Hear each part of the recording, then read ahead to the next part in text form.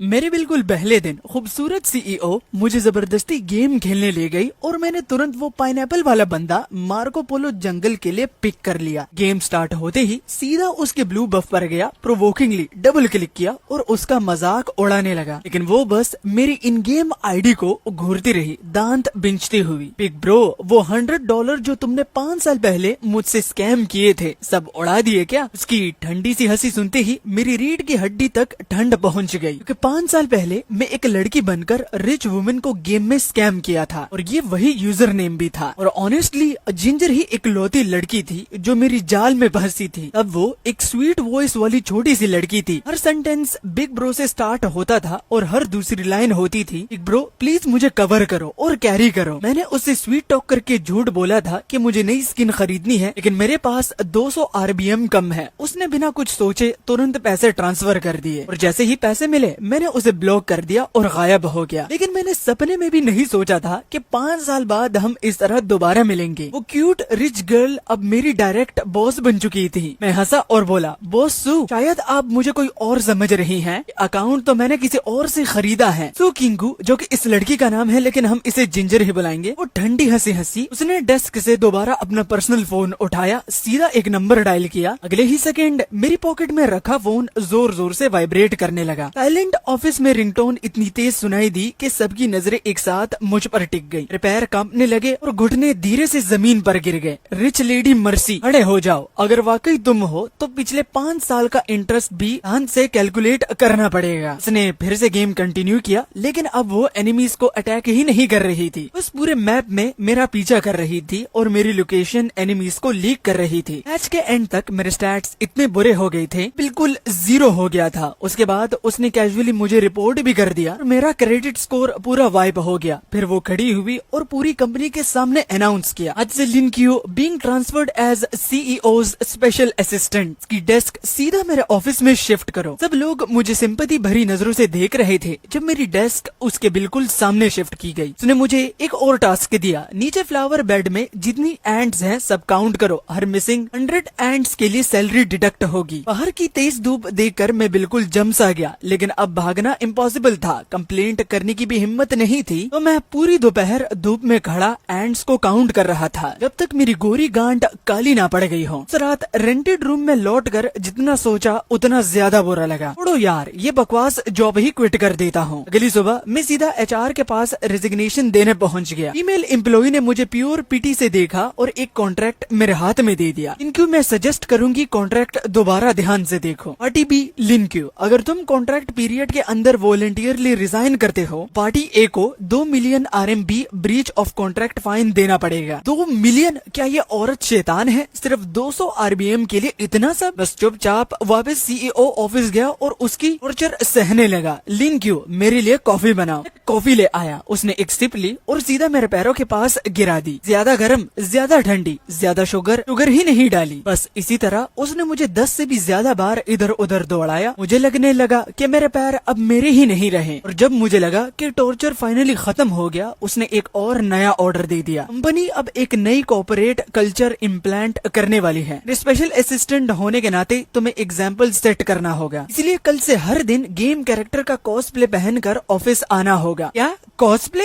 उसी pineapple dude से start करते हैं जो तुम्हें इतना पसंद है। और अगले ही दिन मेरा जैसा 6 फीट लंबा और 180 पाउंड का आदमी एक सुपर टाइट कॉस्प्ले आउटफिट पहनकर पाइनएप्पल डूड की विग लगाकर पूरी कंपनी में घूम रहा था। मैं जहाँ भी जाता हर तरफ से हंसी की आवाजें सुनाई देती। उस दिन मेरी डिग्निटी लिटरली जमीन पर गिरकर कुचली गई थी। डिपार्टमेंट ब्रीफिंग के दौरान सू किंग शाह ने और भी हद पार कर दी। उसने प्रोजेक्टर पर फाइनेंशियल रिपोर्ट दिखाई और बोला, असिस्टेंट लिन प्लीज इस फाइनेंशियल रिपोर्ट को पाइनएप्पल डूड की वॉइस में सबको जोर से पढ़कर सुना। मुझे खुद को बहुत मुश्किल से रोकना पड़ा कि रिपोर्ट उसके मुंह पर ना दे मारूं। मैं एक बिल्कुल पागल टोन में पढ़ने लगा, तुम लोगों को देखकर मुझे एक बंदा याद आ रहा है, उसने मुझे अभी तक 200 RBM वापस नहीं किए। मीटिंग खत्म होने के बाद मैं ब्रेक रूम में कोलीग्स के साथ गॉसिप कर रहा था। मैं कह ही रहा था कि सू किंग शाह एक बुढ़ी डायन है, लेकिन किसने सोचा था कि वो मुझे रंगे हाथ पकड़ लेगी। सरप्राइजिंगली वो बिल्कुल गुस्सा नहीं हुई, उल्टा वो मुझे अम्यूजमेंट के साथ देखने लगी। तुमने मुझे ओल्ड विच बोला ना, मेरा जादू कहाँ है और छड़ी कहाँ है? तुम्हारे पास आधा घंटा है, जाओ और मेरे लिए एक ऐसी ब्रूम खरीद कर लाओ जो बिल्कुल विच वाली लगी। हाँ, वापस आते वक्त उस पर राइड करके आना। फिर पेडेस्ट्रियन और ट्रैफिक कॉप्स की नजरों के बीच मैं सच में ब्रूम पर राइड करता हुआ कंपनी वापस आया। तू अपने ऑफिस की फ्लोर टू सीलिंग विंडो के सामने खड़ी और सर्वेलेंस कैमरा में मेरी बेइज्जती देख रही थी। फाइनली उसके होंठों पर एक असली स्माइल आई, चाहे वो मॉकिंग स्माइल ही क्यों ना हो। उस शाम उसने मुझे अकेला ओवरटाइम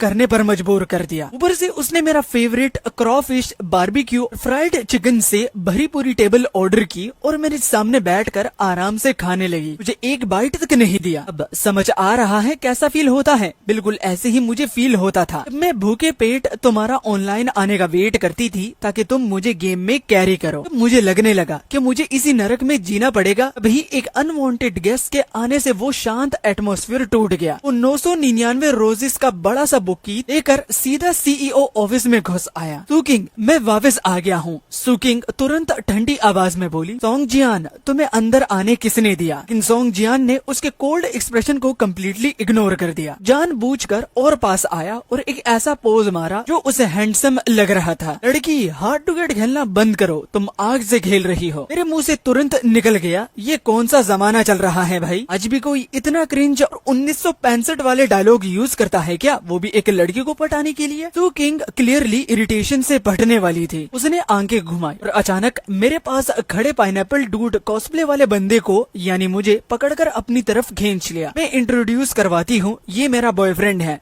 क्या? रोको, क्या बोला तुमने? उस बंदे की नजर मुझ पर ऐसी पड़ी कि आंखों से ही 2 छेद कर देगा। उसने पॉकेट से चेक बुक निकाली, घुमाया और एक बड़ा अमाउंट लिख दिया। मैं तुम्हें 5 मिलियन देता हूँ, इसे छोड़ दो। 5 मिलियन? मैंने जिंदगी में इतना पैसा कभी नहीं देखा था। मेरा हाथ ऑटोमेटिकली चेक लेने के लिए आगे बढ़ा, लेकिन अगले ही सेकंड मेरे पैर के ऊपर इतना तेज दर्द हुआ कि मेरी सांस अटक गई, क्योंकि सू किंग की 10 सेंटीमीटर वाली टाइलो हील्स सीधा मेरे पैर पर जोर से पड़ चुकी थी। दर्द से मैं हवा के लिए हाफने लगा। वो मेरे कान के पास झुककर धीरे से लेकिन खतरनाक आवाज में बोली, बस ट्राई करके देख चेक लेने की, जिंदा नहीं बचोगे। दर्द से मेरी आंखें फैल गई। सर्वाइवल इंस्टिंक्ट तुरंत एक्टिवेट हो गए। मैंने आंसू रोक कर सामने रखा चेक रिजेक्ट कर दिया। मेरा सूचिन के लिए प्यार प्राइसलेस है। फाइन, बस वेट करो, मैं इंश्योर करूंगा कि इस शहर में तुम्हारे खड़े होने की भी जगह ना बचे। सुकिंग तुरंत ठंडी आवाज में बोली, तुम कौन होते हो? मेरा कुत्ता सिर्फ मेरा ही बुली करने के लिए है। वो अजीब लोगों के ओवर पावरिंग ऑरा के बीच में बसकर मुझे लिटरली सफोकेशन फील हो रहा था। इसी रात अंधेरे का फायदा उठाते हुए मैं चुपके से अपना पुराना बैग पैक करता हूँ।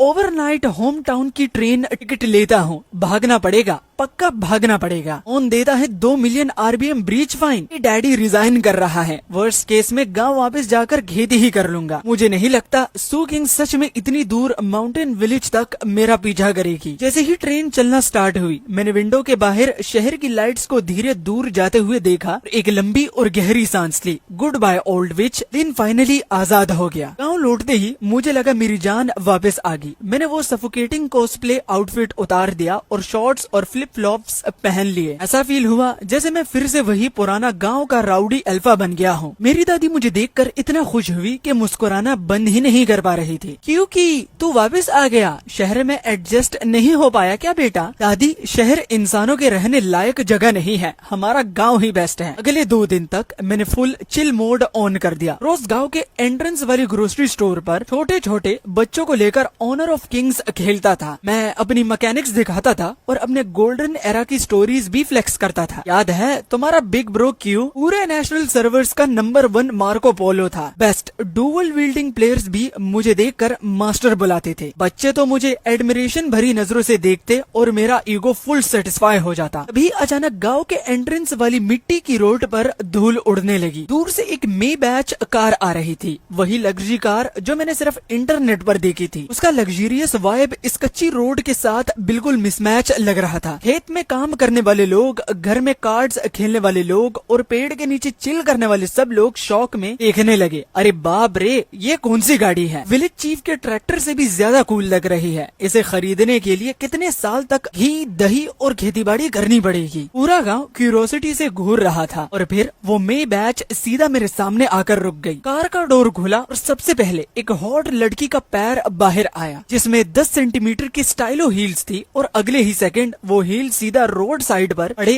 ताजे गाय के गोबर में घुस गई। ये तो मैं शौक में रह गया। सुकिंग सच में मेरा पीछा करते करते यहाँ तक आ गई। वो अपने पैर के नीचे की गंदगी को इग्नोर करते हुए सीधा भीड़ के बीच से गुजरी और प्योर मर्डरस ऑरा के साथ मेरे सामने आ खड़ी हुई। लिनक्यू, क्या तुम्हें लगता है कि इस पहाड़ी गांव के कोने में छुपकर तुम वो 200 आरबीएम वापस देने से बच जाओगे? गांव वालों की गॉसिप्स लविंग नजरें हम दोनों के बीच इधर उधर घूम रही थी। सब लोग धीरे धीरे कान में बातें करने लगे। अरे, हमारे गांव का एक लौता कॉलेज स्टूडेंट किसी का 200 आरबीएम उधार खा गया, लेकिन ये लड़की भी कमाल की है। सिर्फ 200 आरबीएम के लिए इतनी महंगी गाड़ी चलाकर यहाँ तक आ गई। बहुत ही प्रीटी लग रही है। सुकिंग शू गुस्से से कांप रही थी। वो एक्सप्लेन करना चाहती थी लेकिन उसे समझ आ गया था गांव वालों को समझाना बेकार है। आखिर में उसने सारा गुस्सा मुझ पर निकाल दिया। उसने गोबर से भरी अपनी स्टाइलो हील्स मेरी तरफ पॉइंट की और कहा, मेरे लिए इसे साफ करो। उस ट्रेजेडी जैसी हील और उसके आग उगलते एक्सप्रेशन को देखकर मेरे दिल में अजीब सी सेटिस्फेक्शन हुई। लेकिन गांव वालों की गॉसिप्स और भी वाइल्ड होती जा रही थी। ये लड़की पेटी टाइप नहीं लगती। कहीं लिनक्यू ने इसका दिल तोड़ तो नहीं दिया? अरे, कहीं ये प्रेग्नेंट तो नहीं इसलिए बेबी डैडी ढूंढते हुए यहाँ आ गई? मेरा सिर फटने वाला था। मुझे डर था कि अगर मैंने इसे और सीन क्रिएट करने दिया तो मेरी रेपुटेशन बर्बाद हो जाएगी। मैंने दांत बिंच कर पास की घास का गुच्छा उठाया, नोजिया को दबाया और उसके शू से गोबर साफ करने लगा। सुकिंग शू ने मेरी मिजरेबल शक्ल देखी तो फाइनली उसका मूड थोड़ा बेटर हुआ। उसका एक्सप्रेशन भी हल्का सा सॉफ्ट पड़ गया। फिर उसने अनाउंस किया, जब तक तुम मेरा पूरा डेप्थ रिपे नहीं कर देते मैं कहीं नहीं जाऊंगी। मैं यही तुम्हारे घर पर रहूंगी। मेरी दादी ये सुनते ही खुशी से पागल हो जाती है। उसे कर्ज वर्ज कुछ भी समझ में नहीं आया, वो भी खुशी के मारे। उन्होंने सिर्फ इतना देखा कि मैं इतनी सुंदर लड़की घर ले आया हूँ। अरे वाह, कितनी सुंदर लड़की है। क्या ये हमारी क्यू की गर्लफ्रेंड है? अरे भगवान। लेकिन शू चिंगशा का असली नाइटमेयर ऑफिशियली तब स्टार्ट हुआ जब उसने मेरे कोर्ट यार्ड में कदम रखा। सबसे पहले तो उसकी नजर कोर्ट यार्ड के कोने में बनी चीज पर पड़ी, ब्रिक्स और फाइब्रो शीट्स से बना एक टेम्पररी टॉयलेट। उसका चेहरा तुरंत सफेद पड़ गया। मैं दादी के साथ मिलकर उसके लिए रूम साफ करने लगा। वही रूम जहाँ मेरी छोटी बहन शादी से पहले रहती थी। रूम में एक पत्थर जैसा हार्ड वुडन बेड था जिसके ऊपर रेड ग्रीन फ्लोरल ब्लैंकेट बिछाई हुई थी जो इतनी बार धुली थी कि उसका कलर ही फेड हो गया था। यहाँ स्प्रिंग मैट्रेस नहीं है, मेरे पास सिर्फ वोवन मैट्स हैं। सोना है तो सो जाओ। रात के बीच अचानक नेक्स्ट रूम से आवाजें आनी शुरू हो जाती हैं जो कि खून जमा देने वाली चीखें थी। मच्छर, यहाँ मच्छर हैं। इनक्यू, अपनी गांड अभी के अभी यहाँ लेकर आओ। मैं अंदर ही अंदर हंस रहा था। मैंने उसे दादी के फ्लोरल क्लोथ्स शूज दिए और मेरी माँ की जवानी के टाइम वाले कपड़े निकाल कर दिए। कहा, बॉस शू, वो कहावत है ना, when in Rome do as the Romans do. अगली सुबह जब Suchin perfect village girl outfit पहनकर रूम से बाहर आई तो मैं हंसते हंसते ऑलमोस्ट चावल थूक देता हूँ। ओ कैप, ये आउटफिट तुम पर सरप्राइजिंगली काफी सूट करता है। सुचिन शाह ने मुझे घूरते हुए कहा, लिनक्यू, मुझे भूख लगी है। लिनक्यू, मुझे मीडियम रेयर स्टीक चाहिए। मैं हल्का सा स्मर्क करके किचन में गया और उसके सामने लाकर रख दिया fish mint salad, stir fried सिलांचो और braised fatty pork. Suchin table पर रखे हुए उन डिशेस को घूरती रही जो लिटरली ह्यूमन टेस्ट बर्ड्स की लिमिट्स चैलेंज कर रहे थे। उसके एक्सप्रेशंस बार बार चेंज हो रहे थे लेकिन अपनी ओवरबेयरिंग सीईओ डिग्निटी मेंटेन करने के लिए उसने जबरदस्ती फिश का एक बाइट मुंह में डाल दिया और अगले ही सेकंड वो सीधा कोर्ट यार्ड की तरफ भागी और जोर जोर से उल्टी करने लगी। उस रात वो अंधेरे से इतनी डर गई थी कि अकेली सोने की हिम्मत ही नहीं हुई। उसने मुझे स्टूल खींचकर उसके बेडरूम के बाहर बैठकर गार्ड करने को कहा। ऊपर से वो मेरी शर्ट का कोना इतनी जोर से पकड़कर बैठी थी कि छोड़ ही नहीं रही थी। बॉस, अगर आप ऐसी ही मेरी शर्ट खींचती रही ना तो ये work place sexual harassment count बन जाएगा।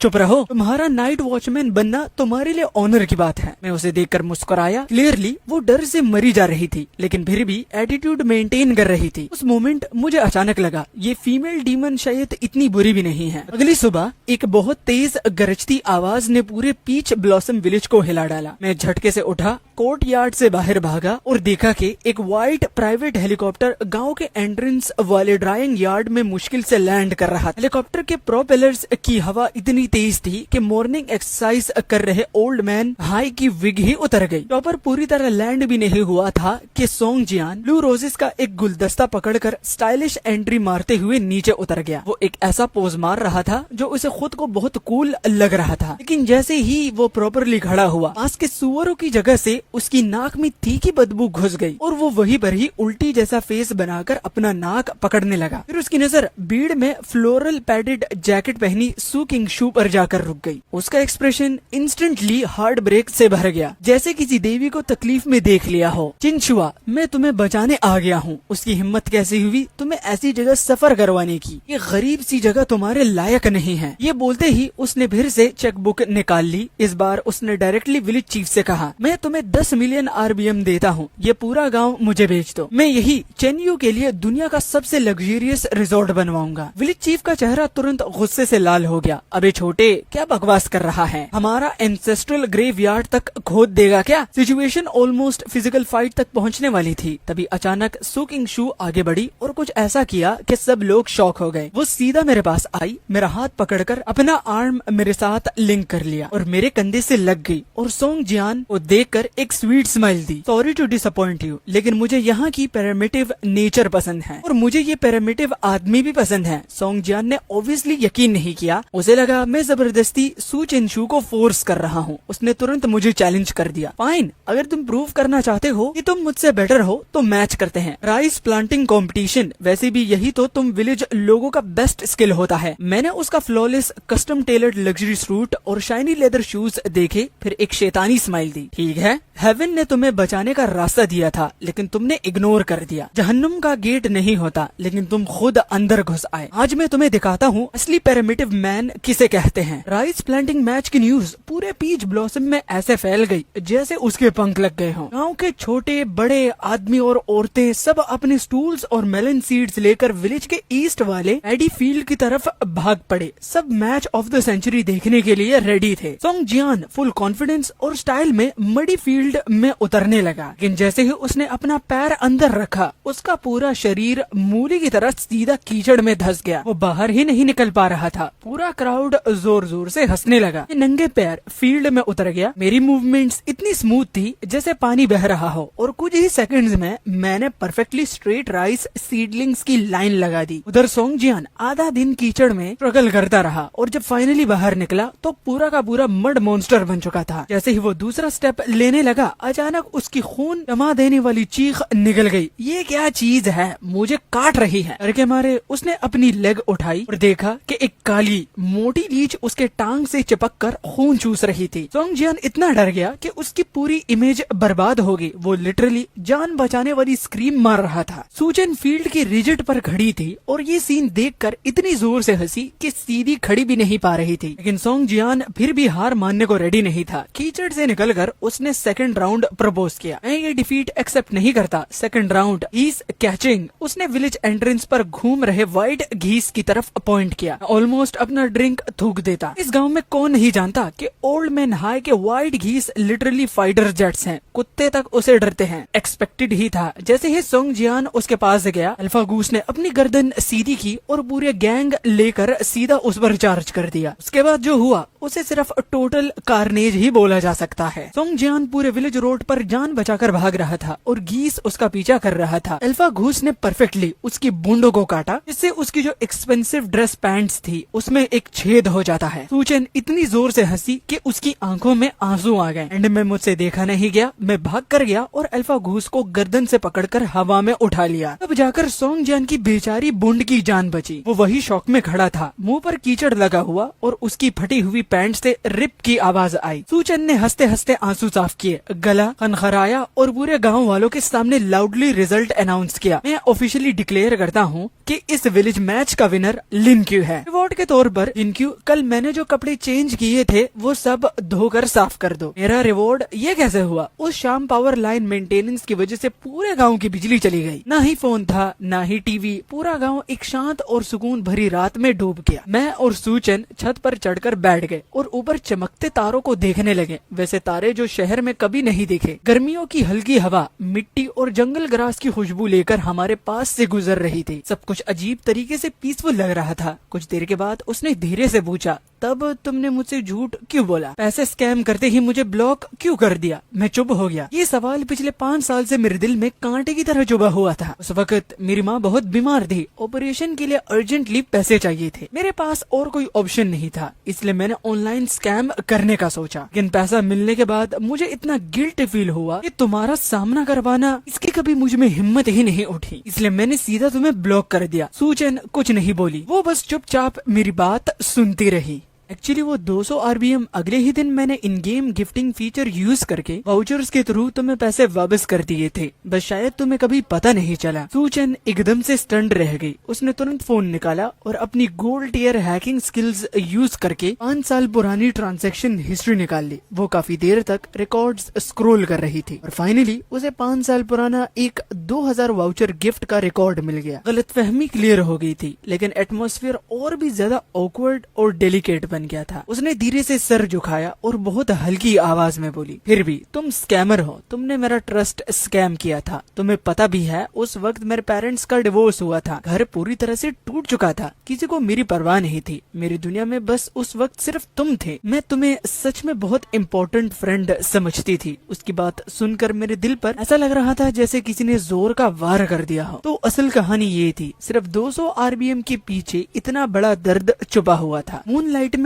उसका साइड प्रोफाइल देखते हुए मुझे लगा उसकी यूजुअल कोल्ड और बॉसी इमेज कम लग रही थी और वो पहली बार फ्रेजाइल और सॉफ्ट नजर आ रही थी। मुझे अचानक फील हुआ ये फीमेल डीमन शायद इतनी स्कैरी नहीं है। उधर सोंग जियान एक दिन टाउन क्लिनिक में रहने के बाद फिर से फुल एटीट्यूड में लौट आया, लेकिन इस बार फ्लैशी स्टंट्स नहीं किए। सीधा ब्लैक सूट्स और सनग्लासेस पहने बॉडीगार्ड्स की पूरी आर्मी लेकर विलेज एंट्रेंस की इकलौती रोड ब्लॉक कर दी। इन्वेस्टर्स के साथ डील फाइनल हो चुकी है। हम तुम्हारे गांव की जमीन खरीद कर यहाँ केमिकल प्लांट बनाएंगे। अब तुम्हारा ये सुंदर पीच ब्लॉसम विलेज एक बदबू मारने वाला गटर बन जाएगा। पूरा गांव गुस्से से फट पड़ा। सब लोग फार्मिंग टूल्स लेकर उन्हें घेरने लगे। सूचन का फेस भी डार्क हो गया। वो एक स्टेप आगे बढ़ी और विलेजर्स के सामने खड़ी होगी, जैसे सबको प्रोटेक्ट कर रही हो। सोंगजियान, जो तुम कर रही हो वो इलीगल है। सोंगजियान बस ठंडी हंसी हंसा और उसकी बात इग्नोर कर दी। उसने बॉडीगार्ड को सिग्नल दिया और 2 आदमी तुरंत आगे बढ़कर सूचन के दोनों हाथ पकड़कर उसे कार में जबरदस्ती बिठाने लगे। चिन, मैंने गहरी सांस ली, 2 उंगलियां मुंह में डाली और एक तेज सीटी बजाई। अगले ही सेकंड गांव के हर कोने से 100 ऑफ डॉग्स भागते हुए आए। पूरा सीन एक काली वेव जैसा लग रहा था जो सोंग जियान के कॉन्वे को घेर चुकी थी। एकदम से गोबर के स्कूप, तड़े हुए सब्जी के पत्ते और हर तरफ का कचरा उड़ने लगा। कुत्तों का भौंकना और लोगों की चीखों का मिक्सचर पूरा बैटलफील्ड बन चुका था। सिटी में एटीट्यूड दिखाने वाले बॉडीगार्ड्स ने कभी ऐसा सीन नहीं देखा था। विलेजर्स ने उनकी धुलाई कर दी और वो बुरी तरह भाग निकले। केओस का फायदा उठाते हुए मैं कार की तरफ दौड़ा। मैंने हाथ में पकड़ी शवल को पूरी ताकत से कार विंडो पर मारा। एक क्रैश आवाज के साथ विंडो के ग्लासेस के टुकड़े उठ गए। ब्रोकन ग्लास ने मेरा हाथ कट कर दिया और खून जोर से बहने लगा, लेकिन मेरा परवाह करने का टाइम बिल्कुल भी नहीं था। मैंने अंदर हाथ डालकर कार अनलॉक की और एक ही झटके से सूचन को बाहर खींच लिया। क्या तुम ठीक हो? सूचन ने मेरे खून से भरे हुए हाथ को देखा और पहली बार उसके यूजुअली शांत चेहरे पर सच्ची पैनिक क्लियरली दिखाई दे रही थी। तुम्हारा हाथ? उधर पूरे गांव की गालियों और डॉग्स के स्पेशल फेयरवेल के बीच सोंग जियान पूरी तरह डर चुका था। वो जल्दी से कार में घुसा और बेइज्जती के साथ वहां से भाग गया। मैं पीछे मुड़कर सूचन को देखने लगा जिसे मैंने अभी प्रोटेक्ट करा था। वो भी मुझे देख रही थी और उसकी आंखों में एक ऐसी फीलिंग थी जो मैं समझ ही नहीं पा रहा था। घर लौटने के बाद दादी ने मेरी इंजर्ड हैंड देखी और इतनी इमोशनल हो गई कि उनकी आंखों से आंसू निकल आए। सूचन रूम से मेडिकल किट ले आई और बड़ी केयरफुली मेरा वुंड क्लीन करने लगी। इसकी पट्टियां बांधने का तरीका बहुत क्लमजी था, लेकिन टच बहुत जेंटल था। एंटीसेप्टिक लगते ही वुंड जल रहा था, लेकिन मैंने एक आवाज तक नहीं निकाली। दादी पास खड़ी पूरा सीन देख रही थी और उनके चेहरे पर एक सेटिस्फाइड स्माइल थी। हमारा क्यू सच में बड़ा हो गया है। अब अपनी बीवी को प्रोटेक्ट करना भी सीख गया। ये ग्रैंड डॉटर इन लॉ मुझे पूरी तरह पसंद है। इसकी बुंड देखकर ऐसा लगता है कि बहुत फर्टाइल होगी। मतलब समझे भाई इस बात की कि दादी माँ ने यहाँ पर क्या बोला कि इसकी पीछे की जो टैंकी है वो इतनी बड़ी है कि बच्चे देने के लिए एकदम बराबर। ये सुनते ही सूचन का फेस सीधा कानों तक लाल हो गया। मैंने पहली बार उसे इतना ब्लश करते हुए देखा था। उस दिन के बाद हम दोनों के बीच का एटमॉस्फेयर पूरी तरह चेंज हो गया। न उसने दोबारा वो 200 आरबीएम डेप्थ की बात की, न ब्रीच ऑफ कॉन्ट्रैक्ट फाइन का जिक्र किया। उसने अपनी स्टेलियो हील्स और कोऑपरेटिव सूट्स भी छोड़ दिए। वो क्लोथ्स, शूज और सिंपल कैजुअल क्लोथ्स पहनकर मेरे साथ नदी में फिशिंग और जंगल में मशरूम कलेक्ट करती है। वो सरप्राइजिंगली काफी फास्ट लर्नर निकली। हाँ, स्टार्टिंग में काफी क्लमजी थी, लेकिन धीरे धीरे उसे सब काम काफी अच्छे से आने लगे। एक दिन हम दोनों रिवर बैंक पर फिश कैच कर रहे थे, तभी उसने अचानक कहा, लिन क्यू, मैं वापस नहीं जा रही, मैं यही रहूंगी तुम्हारी औरत बनकर।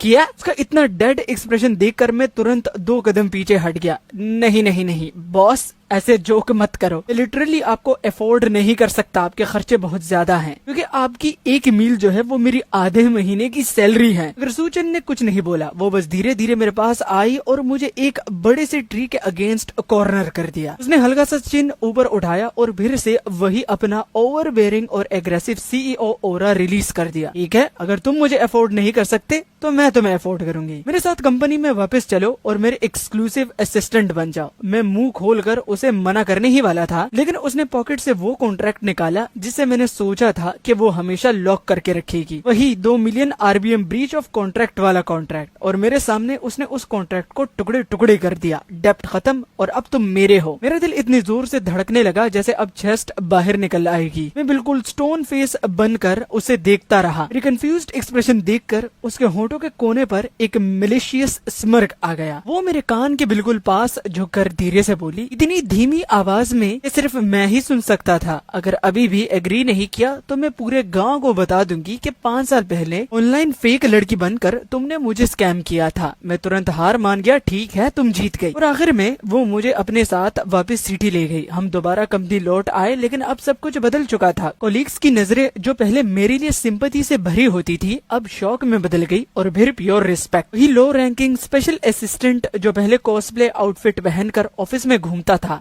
कॉन्फिडेंटली सीईओ ऑफिस के सोफा पर लेटकर बॉस का पर्सनल कंप्यूटर यूज करके गेम्स खेलता था। वो आइस कोल्ड फीमेल सीईओ न सिर्फ उससे गुस्सा नहीं आता था, बल्कि वो खुद उसके लिए चाय लाती थी, पानी सर्व करती थी और फ्रूट्स पील करती थी। मीटिंग के दौरान सूचन अब भी वही डिसाइसिव क्वीन थी जिसका हर वर्ड फाइनल लॉ होता था। लेकिन ऑफिस में सब लोग नोटिस करते थे कि जैसे ही उसकी नजर मुझ पर पड़ती, उसकी जो कोल्डनेस थी तो वो एकदम से मेल्ट हो जाती थी और वो पानी की तरह जेंटल हो जाती। वर्क आवर्स खत्म होते ही हम दोनों की प्राइवेट दुनिया ऑफिशियली स्टार्ट हो जाती थी। साथ में रैंक पुश करना हमारा डेली रूटीन बन गया था। बस इस बार के जो रोल्स थे तो वो बिल्कुल रिवर्स हो गए थे। मैं कैजुअली याओ पिक करता और एक्सेसरी की तरह आराम से उसके कैरेक्टर के ऊपर बैठ जाता, जबकि वो मार्को पोलो यूज करके पूरे ऑनर ऑफ किंग्स एरिना में सबको मैसेकर कर देती। गेम में जब वो मुझे इजी विन दिलाती तो कुछ क्लूलेस टीममेट्स हमेशा बोलते थे बोयटोय और पैरासाइट बोलकर फ्लेम करते, और हर बार सूचन टीम माइक ऑन करती और अपनी ठंडी बर्दाश्त आवाज में जवाब देती, मुझे इससे कैरी करना पसंद है। तो ये वही हबी है जिससे मैंने 200 आरबीएम में खरीदा था। कोई प्रॉब्लम है? फोन स्क्रीन पर उसके ओवरबेयरिंग डिक्लेरेशन देखकर मैं हेल्पलेसली मुस्कुरा देता, लेकिन दिल में बहुत प्यार होता। शुरू में तो मेरा इंटेंशन सिर्फ उसे एक गेम स्किन के लिए स्कैम करना था, लेकिन किसने सोचा था कि एंड में